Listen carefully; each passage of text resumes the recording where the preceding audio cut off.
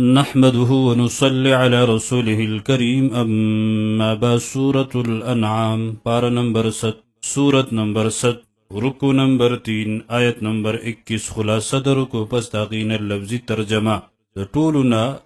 لوی ظالم د هغه څوک دی چې په الله باندې دروغ وایي یعنی د الله د پر شریک ګڼي د رب العالمین آیتونه دروغ ګڼي قرآن ته د دروغ قصې وایي دغه مشرکین به د قیامت په ورځ ډېر ارمان وکړي چې کاش موږ دنیا ته واپس کړلی شو نو نه به موږ انکار کوو نه به د رب العالمین قرآن ته دروغ وایو او نه به په الله باندې دروغ وایو قسمونه به کوي د الله په نوم باندې دې ټولو کې به مقصد دا وي چې موږ ته نجات میلاو شي لیکن کوم سړی چې په عقیده د کفر او شرک باندې دنیا نه لاړ د هغه دپاره بالکل مغفرت نشته دی دوی حق نه اوري دوی د حق نه ځان کاڼه کړي دي کله کله قرآن ته غوږ دي لیکن د ضد او عناد د وجې نه هغه قرآن باندې ایمان نه راوړي بلکې داسې هم دي چې خلق د قرآن نه منع کوي او خپلم د قرآن نه لرې تیښته کوي اعوذ بالله من الشیطان الرجیم بسم الله الرحمن الرحیم ومن اظلم او څوک دی لوی ظالم د هغه نه غټ ظالم څوک کیدی شي ممن افترا د هغه چانا چې تړي علی الله په الله باندې کذبا دروغ ملائکو ته د الله لونه وای چې د الله د پر شریک دی او کذب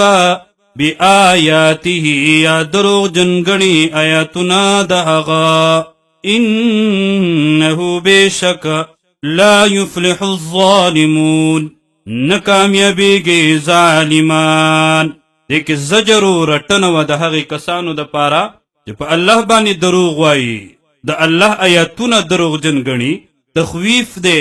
د پارا د هغه کسانو چې څوک دا عقیده ساتي ويوم پکم ورځ باندې د ورځ نه مراد ورځ د قیامت نحشرهم راجم بکړو مونږ دوی لرا جمیعا ټول میدان د محشر ته ثم نقول للذین بیا به ووایو مونږ هغې کسانو ته اشرکو چې شرکې کړی دی دغه ناکاره عقیده ورته مرګ راغلی دی اینا چرته دی څه شو شرکاؤکم شریکان ستاسو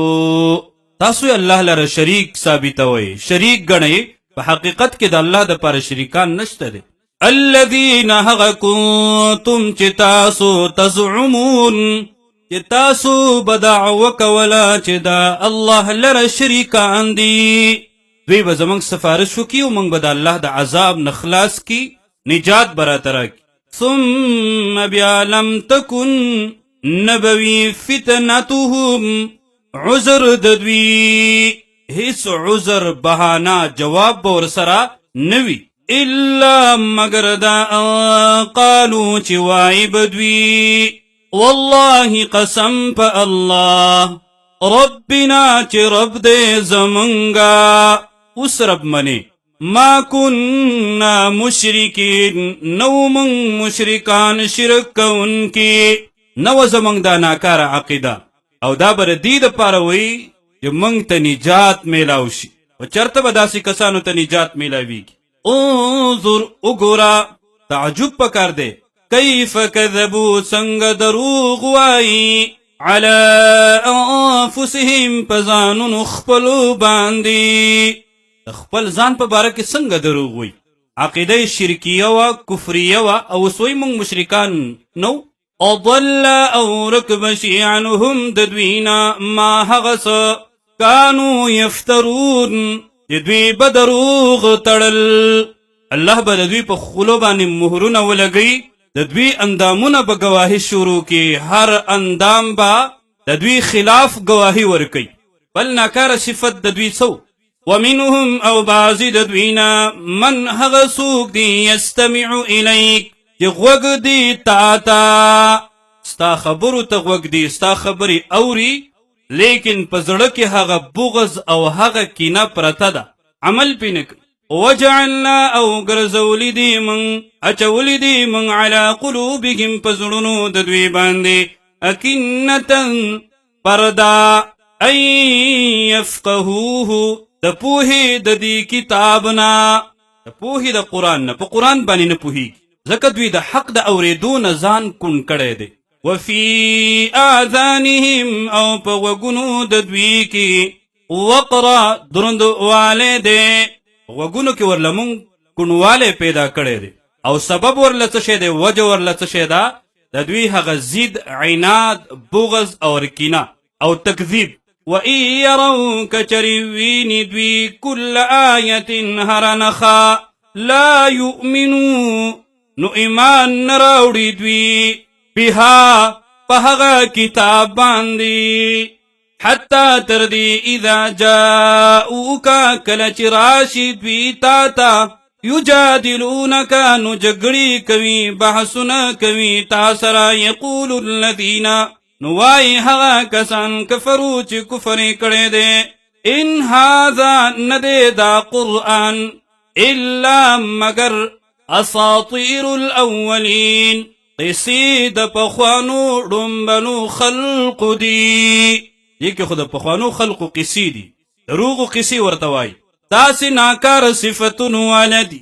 وهم او دوی ینهون من کوي خلق لرا عنه د دې قرآن انقلابی کتاب دی په قرآن سره عقاید بدلیږي نظریه بدلیږي ژوند بدلیږي زندگی بدلیږي حالات بدلیږي قرآن کې الله یو اثر اچولی دی قرآن په وجه انقلاب راځي او بیا هغه واقعات ستاسو مخې ته به راغلي وي د ډېرو خلقو د ایمان سبب ګرځېدلی دی صرف چې کله په هغه آیتونو باندې نظر ولګېد غوږونو ته د قرآن هغه آواز راغی وینأون او پخپل هم لری کیږي او پخپلت هم تیخته کوي عنه د دې قرآن وَيُهْلِكُونَ او نهلا کوي دوی الا مگر انفسهم ځانو نخپل وما يشعرون او دوی شعور نلري یا لکه نقصان زمن خپل له تاوان زمن خپل له په قرآن باندې ایمان راوړو قرآن طرف ته خلق راوبلو فایده خپل ده ولو ترى او کچری ویني تا تخویفی اخروی بیانیږي نو ډیر هیبتناک حالات کی بوی دوی اذ اوقفو کلب چی ادرولې شي دوی علی النار وخوا د اور د جهنم او دوزخ فقالوا نو ابوای دوی یا لیتنا اے کاش چی منگا ارمان افسوس نردو واپس کړې شوې منگا دنیا تا ځکه ایمان خو دنیا کې میلاویږي پس د مرګ نه ګوره ایمان نه میلاویږي عقیده خو دنیا کې ټیکېږي پس د مرګ نه ټیکېږي اعمال نیکۍ حاصلول دا خو په دنیا کې دي پس د مرګ نه دي اوسم وخسته دی راشي عقاید ټیک کوي اعمال ټیک کوي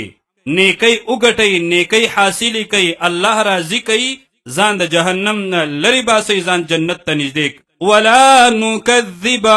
او دروغ جنوی گنلے منگا بی آیات ربنا آیاتنا درب خپل ونکون اویمن من المؤمنین دا مومناننا ایمان والا څومره خوش قسمت خلق دی مسلمانان څومره خوش قسمت خلق دی دا ځان سره چې تاسو کوم ایمان ویسئ دا ایمان به ګورئ پس د مرګ نه په پوره کائنات هم چاته نه میلاویږي نن تا ته مفتو کې میلاو دی دغه ایمان حفاظت وکا په دغه ایمان باندې د الله شکر ادا کړه د الله نه د استقامت او د اخلاص دعاګانې وغواړه چې الله درته خاتمه په دې ایمان باندې درکړي بل بدالهم بلکې ښکاره بشي دوی ته ما هغه عذاب کانو یخفونا چې پټولو به من قبل مخکې د دینا ولو ردو او کچری واپس کړلی شي هغوی بالفرض دنیا ته واپس را اولېږلی شي ژوند زندگی ورته ورکړی شي نو ګوره په خپله وعده باندې مضبوط او کلک به نه وي لعادو نو خامخا بیا به وکړي لما هغه څه لره کوي به هغه کارونه نوح چې من کړی شوي وو هغوی عنه د هغې نه. ته ورته مثال به دا خبره وکم، کله چې په یو سړي باندې یو بیماری راشي، مرض راشي، غربت راشي، مشکلات راشي، مصائب راشي، څومره وعدې دا د الله سره کوي. الله وی صحت راکه، الله دا دعاګانې مې قبولې کا،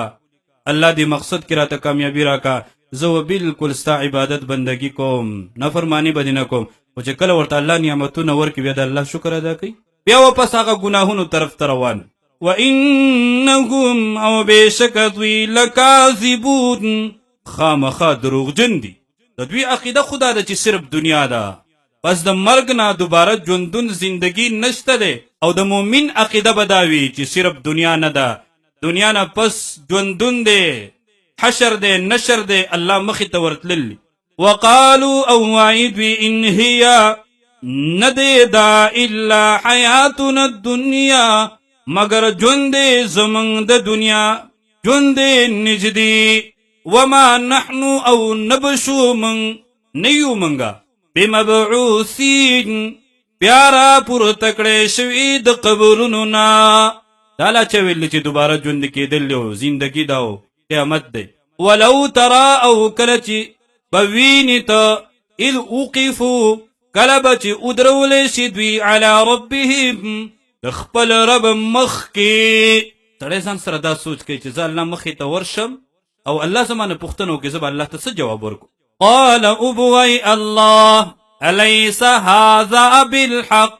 آیا دی دا ژوندون حق رښتونه؟ اوسې منی که نه منی؟ قالوا ابوی دوی بلا ولنا وربنا قسم دی پر رب زمنګ باندې بشک بالکل حق اور سچ دی. وس منل خود ته څه فایده نه ورکوي. قال ابوی الله فذوقوا العذاب، نو اسکی عذاب لرا بما کنتم تکفرون، زکه چې تاسو به همیشه کفر کولو، انکار بم کولو د توحید د الله نه، د قرآن نه، د رسالت د رسول الله نه.